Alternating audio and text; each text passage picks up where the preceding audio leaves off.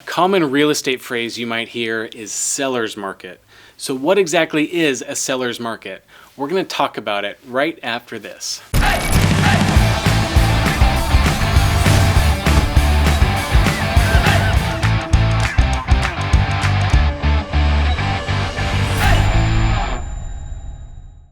Now, simply put, a seller's market really just has to do with supply and demand. So in a seller's market, the buyer demand for housing far outweighs the amount of available inventory that there is to buy.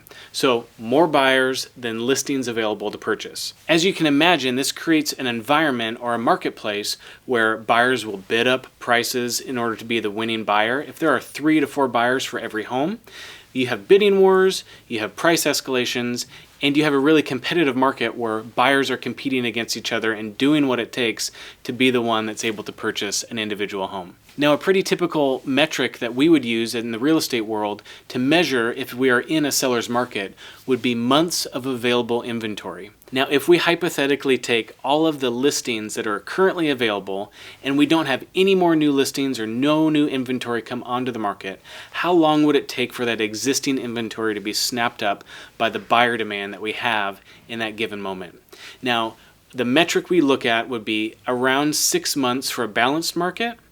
Anything less is typically trending towards or is a seller's market. Now in Seattle for the last few years, we've really only had sometimes a couple of weeks of inventory.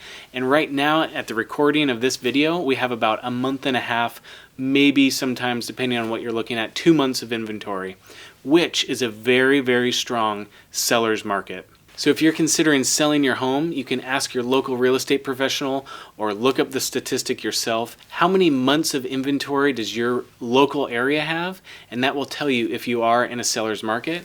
And if you are in a seller's market, now's the time to strike. Put your house onto the market because you have a lot more demand for your house than you might otherwise at some point in the future. I hope you found this helpful. For more tips and tricks about real estate, subscribe to our channel. We would love it if you would. Thanks so much.